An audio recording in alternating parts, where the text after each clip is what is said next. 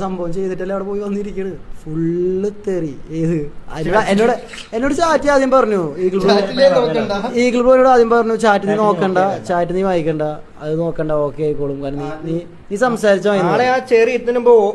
Full confidence കൊടുത്തിട്ടാണ് ആളെ confidence ആള് തന്നിട്ടോ.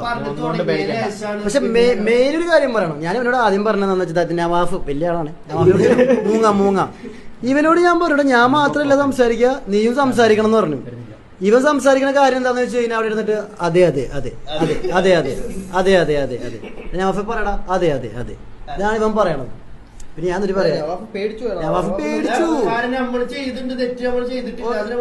അല്ല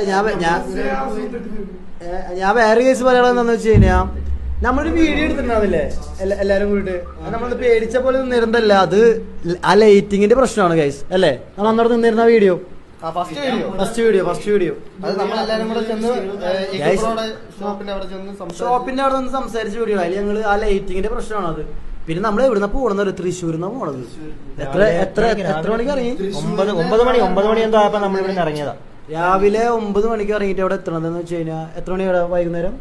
വൈകുന്നേരം കണ്ട് 5 മണി അല്ല 5 മണി വരെ ഉണ്ടാവും. ഉച്ചക്ക് എത്തിയത് ഉച്ചയാകുമ്പോ അവിടെ എത്തി. എന്നിട്ട് ഞങ്ങൾ അവിടെ വെയിറ്റ് ചെയ്തു. എവിടെ? നാട്ടില് വെയിറ്റ് ചെയ്തു. ആളെന്ത് പരിപാടിക്ക് പോയിക്കായിരുന്നു. അല്ല അത് പേഴ്സണലാണ്, അത് ഇവിടെ അതാളെ പേഴ്സണലാണ്. അതെന്ത് പരിപാടിക്ക് പോയിക്കായിരുന്നു. എന്നിട്ടും ആളെ നമ്മൾ വെയിറ്റ് ചെയ്ത് നിന്നു.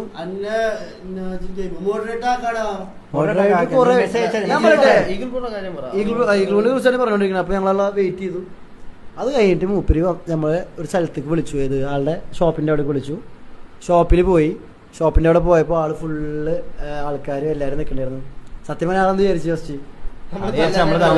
എല്ലാം മര്യാദ വിചാരിച്ചു. നമ്മൾ ചെന്നൂറിനെ എന്നെ തല്ലിക്കൊല്ലല്ലേ സിബി സാറ്. സത്യം പറഞ്ഞ ഞങ്ങൾ പുറത്ത് ഞാൻ നേരത്തെ മുന്നേ പറഞ്ഞിട്ട് മായാവിത്തെ പോലെ മുഖംമുടിയൊക്കെ വെച്ചിട്ട് പോയിട്ടായിരുന്നു.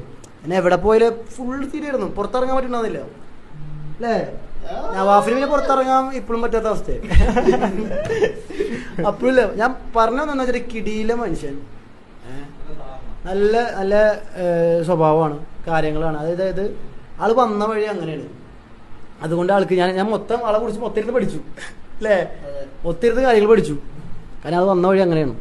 അതുകൊണ്ട് ആൾക്ക് മനസ്സിലാവും, നമ്മളെ കുറിച്ചുള്ള കാര്യങ്ങൾ മനസ്സിലാവും.